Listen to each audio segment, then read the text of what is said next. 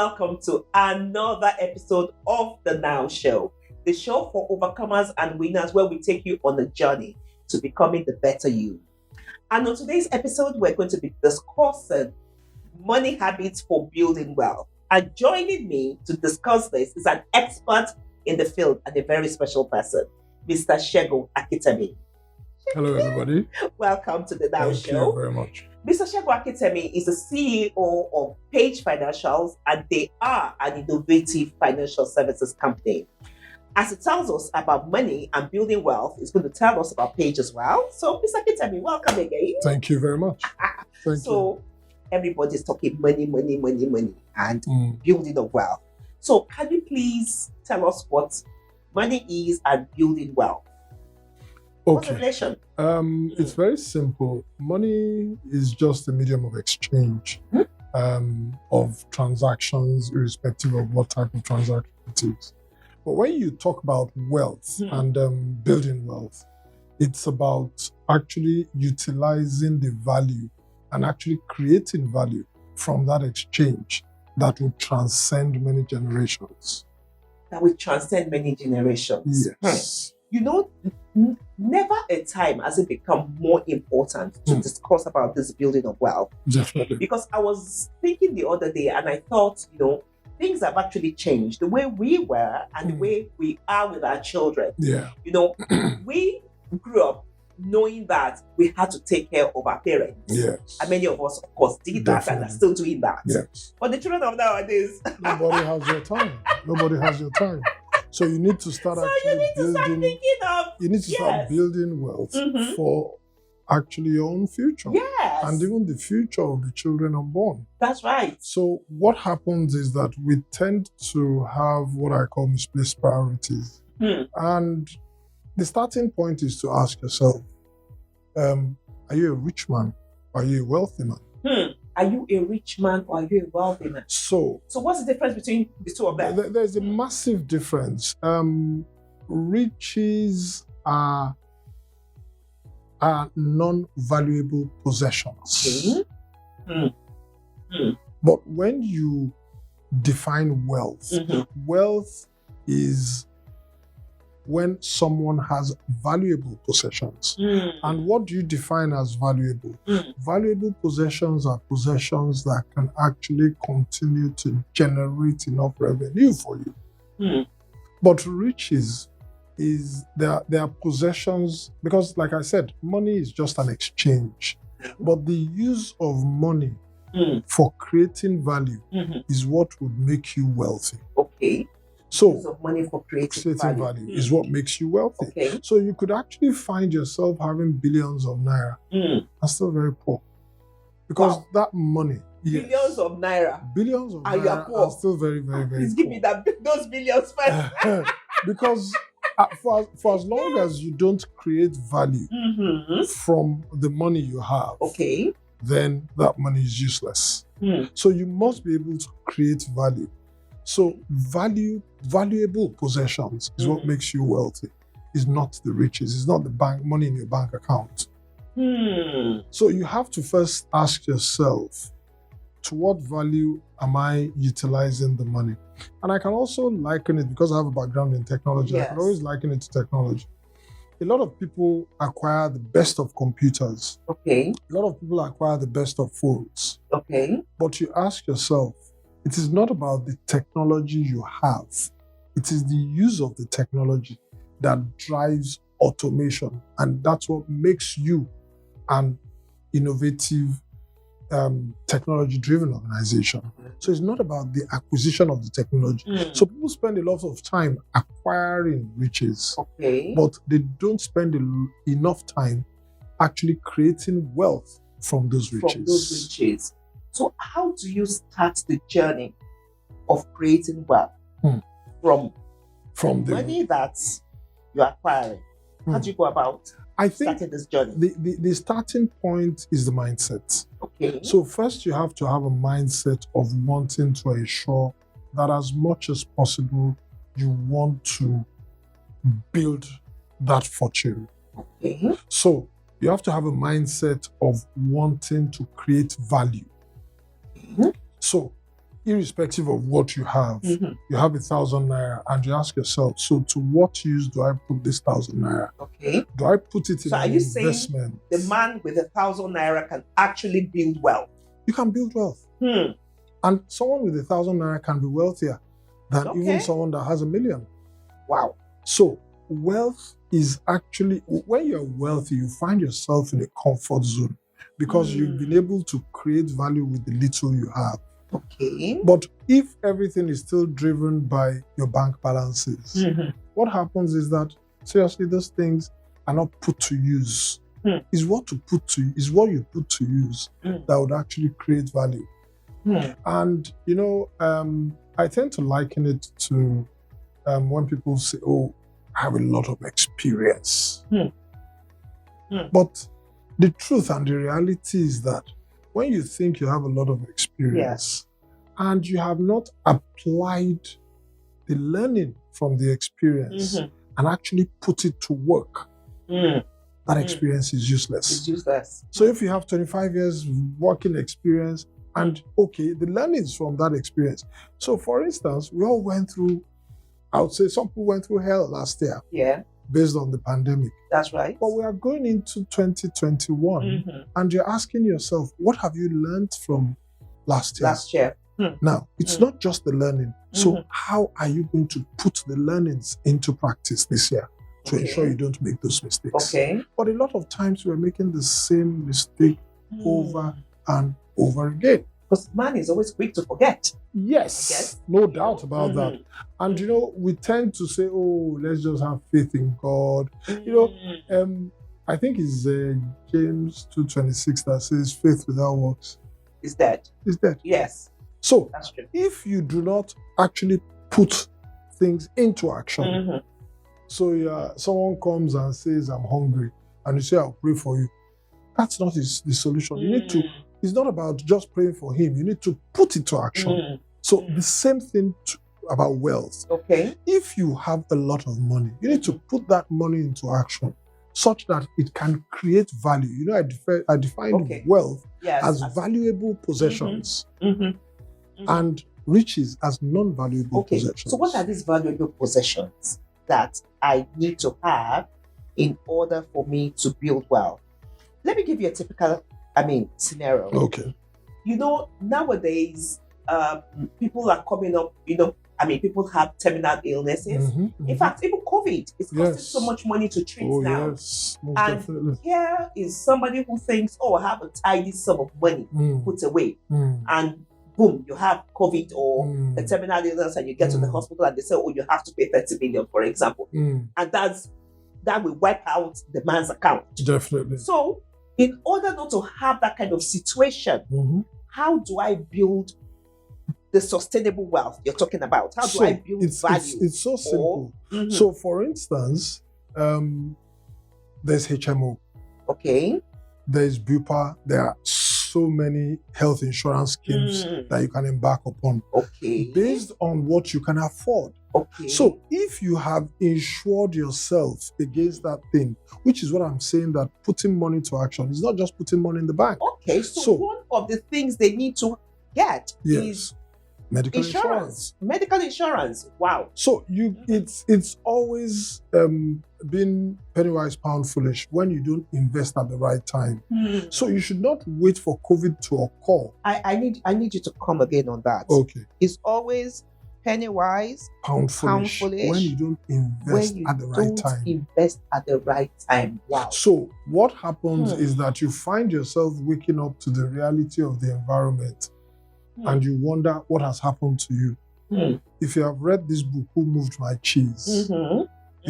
What that book tells you is that you don't focus on whether your cheese has been moved. If your cheese has been moved, you better start creating or baking another cheese. So the issue is you have to ask yourself, so all this money I have, to what use am I putting it? So you have 100 million and they say, pay 1 million naira every year and you have a lifetime health insurance. Okay. Right? And someone else tells you, don't worry, just put the money in the bank and the interest will be growing. So any health hazards you have, you'll be able to take care of it. And something happens like what happened last year. Yes. Yes. And you now wonder what is happening to me. So I'm saying that we need to put money into action. And the medical insurance is just a typical example of what you could actually apply money to. Because you see, timely utilization of money actually creates wealth. So it's not about when you... So another example I would give, drive on third mainland and have a flat tire without an extra. And all of a sudden, at that point, someone comes and gives you an extra tire. That person is like God to you. Okay. Even if you have 50 tires at home, it is useless at that point. So it is timely utilization of money that translates to wealth. You know, for me, especially as a woman, I really want to know about this building of wealth. Because, you know, there's also this notion about men being able to generate wealth better than women, you know, and you do know that increasingly you're having many women who are the providers in their homes and things like that. So this topic is very, you know, for me, I need to know what are the practical things I should be doing. It's not like I have much, but at least the little that comes into my hands, what should I be doing other than saving it in an account? Because I do know that even if I put it in an account, something can happen and everything will fizzle out in one day. You know, I don't want to happen. Yes, I totally agree with you. Yes. And you know, one of the, if you read this book called Rich Dad Poor Dad, it tells you about how some people just keep putting money in a bank account, and yes, it will be giving you some return. Yes. But you must always divide your portfolio. So division of my portfolio is important. You cannot put all your eggs in one basket. Okay. So your cash is very nice to have. Okay. But it should just cash form is always very nice to have. Yes, just nice to have. But that is the best. Bank account, no, but that is the best you get. Because you are it's a myopic way of thinking. Okay. Because you are not looking beyond now. Because the cash is only for now. Because what happens if the country, the government devalues currency? Yes. In a day, you can lose 30% of the value of your money. Right. But if you have invested in something that is actually valuable, look, some people go to the extent of investing in gold. Yes. They invest in so many things. In fact, things. recently somebody was saying to me that, you know, I would say to you that if you do have some cash, never you keep, you know, Naira in the bank. Just change to dollars and keep in your bedroom. And I'm thinking, you know, give me my bedroom and somebody brings my bedroom exactly and takes it away. So it's gone. So that is also another myopic way of thinking. So, but if you are putting it to use such that it is in an investment that is safe, that is secure, and is growing in value, that is what would create wealth for you. And a starting point, a very critical starting point, because understanding wealth requires a bit of tenacity and learning too. So you must always learn and understand what you're investing in. So if you want to do bonds, for instance, you have to understand the companies you're investing in. You have to understand the fundamentals and say that, okay, are these companies in for a long run? What is the history behind even the owners? And where are they going to be in 20 years, 30 years, when you are probably going to pass these investments on to your children or your children's children? So your investment has to be with a bit of understanding. Because what happens is that a lot of people invest, and they invest based on what you call the bandwagon effect. So you hear that. So for instance, now the new craze is everybody wants to buy Bitcoin. Yes. And people don't understand anything. The only thing they know is Bitcoin was $5,000 in January last year. It is $35,000 now. So that means there's money in it. And next year they are predicting it's going to 120,000, and they go into it. And that is where they start failing from. So you don't even understand what is driving Bitcoin. At what point do you actually go in? So in the last 1 week, for instance, Bitcoin has swung from as low as 32, it's gone up to about 38, come down to about 31. You know, it's just been like a year. So you have to understand the market to know how to go into it. So the starting point for creating wealth is you have to understand the market you're investing. So first I said you must diversify. Yes. So don't hold cash. Know the market you're investing in. Know the market you're investing in. And you know, no amount is too small to invest. So every change you have, put it in something. Because, keeping cash with you, you are susceptible to not just utilization in terms of emergency, but we have a cultural, things. Yes. Yes. We have a cultural environment in this country where you have to take care of your family responsibilities. I'm sure if I ask you today, probably gotten a few account numbers for people that say they want this, they want that. And there's always one distress call, contact message. You wake up and you realize that yesterday you gave out 200,000. And you ask yourself, that 200,000 you could have put it into good use. So as much as possible, keep cash away from you.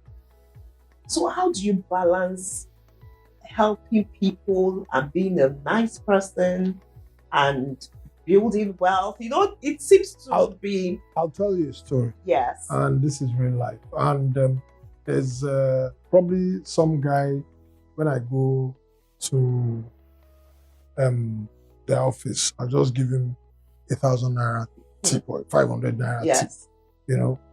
And there was this day, I didn't have my wallet with me. And I searched all my pockets. The only change I could, spare change, and I checked the car. The only thing I had was 100 naira. Wow. And I looked at the guy and I gave him 100 naira. And he looked at me with a very, very strange look that, look, what's wrong with this man? Has he gone broke or something? But I gave him. Yes. He still said, thank you, sir. Yes. And I drove off. And I realized that, look, not a speck of hair in my head had fallen off. So that means that it is what you have that you give. What you have is what you give. So try as much as possible not to have, so that you don't give so much. And if you have to give, you only give what you have. What you have. So if you have 1,000 naira in your account, and this is someone you've been giving 10,000, 5,000, if it's 500 naira you can give, you give. Because the truth is that you are using the others to create wealth. Yes, you are being good to people. You are improving your social standing in the society. But the truth is that you also must. You have a responsibility. So as much as possible, keep cash away. Let it be invested in things. People that tell you to put money in dollars is all part of it, because the propensity for you to convert your dollars to naira to spend is probably a bit more difficult. So when you have that liquidity, convert it to dollars, so you hold dollars if you can, or put it in an account, or put it to use. So the same way too, when I say wealth is valuable assets. So for instance, cars are not valuable assets. No. They are fast depreciating. Yes. So you ask yourself, or even the basic things, look, I've been wearing a Fitbit, and all of a sudden, I don't even wear a wristwatch anymore.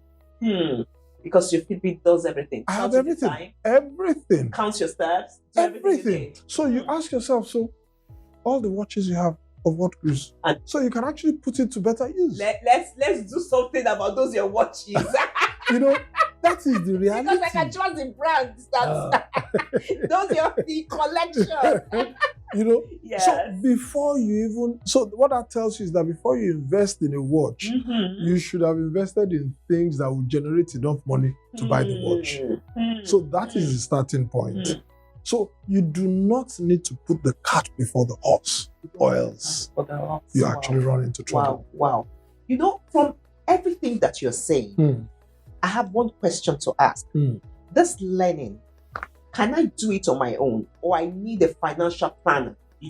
Because the reason why I asked that question, just last night, my daughter called me and she was telling me, she and her friends wanted to invest in cryptocurrency or something like that. What did I think about it? I said, I know nothing about cryptocurrency. I know nothing. I was quick to say, I know nothing, but I would advise that you speak to somebody who knows, who can advise you accordingly. So this, you've been talking about many things, value to my money and all that. Is this something that I can do on my own, or I need a financial planner to help me on this journey? You could actually start in a very small scale on your own. Okay. You know, Google has made life so easy. There's nothing you want to understand about cryptocurrency that you can't find on Google. Okay. There's nothing you want to understand about Bitcoin or any of the coins, Ethereum, all of them, that you won't find on Google. Okay. And the fundamentals will tell you the market. So it is when you now want to take it a step further that you want to say, okay, I'll talk to a financial planner to say, okay, guide me. What do you think I should do? And there are a lot of books. The problem we have is that a lot of times we don't spend time learning and actually reading and understanding actually finance itself. And it's not complicated at all. It's just about our own. You know, I started by saying it is starting with a mindset. So, you know, people are not ready to go through the pain to be able to get the gain. People are not ready to go through the pain to actually get the gain. Wow. You know, I'm saying in my head, I want to get to a place where I'm comfortable in a few years' time, not even in the very near future, where I know that should I fall ill, I'm well taken care of. That's my medical insurance. I want to go on vacations. I want to be able to. So let's say, what would you advise before me? Let's say my income is about 200 to 500,000 monthly, for example. Go to somebody who is, you know, what should I be putting away from that to ensure that I don't have to depend on, if it comes from my children, it's a bonus, you know, because of the way children are nowadays, you know, and everything. You know, no two investment paths will be the same. Because no two DNAs are the same. No two DNAs are the same.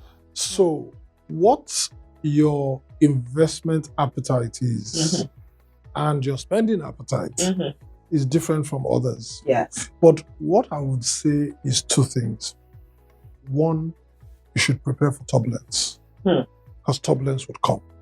And turbulence, I mean financial turbulence. Okay. You find yourself in a situation where, oh my God, this expense is coming up, this expense is coming up. So you first have to plan your expenses. That's number one. Okay. Then number two, which is also very critical, is that you need to continue to freeze your spending. Okay. Because very easily, you wake up one morning and you discover you spent on so many frivolous things.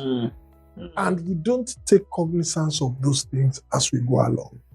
Wow. So those two things are important. I cannot tell you, oh, out of the 500,000 naira, take 200,000, put it in this. Okay. But I've started by telling you that you have to, your habit has to be very well tailored. Okay. You know, what you don't need, right, don't buy.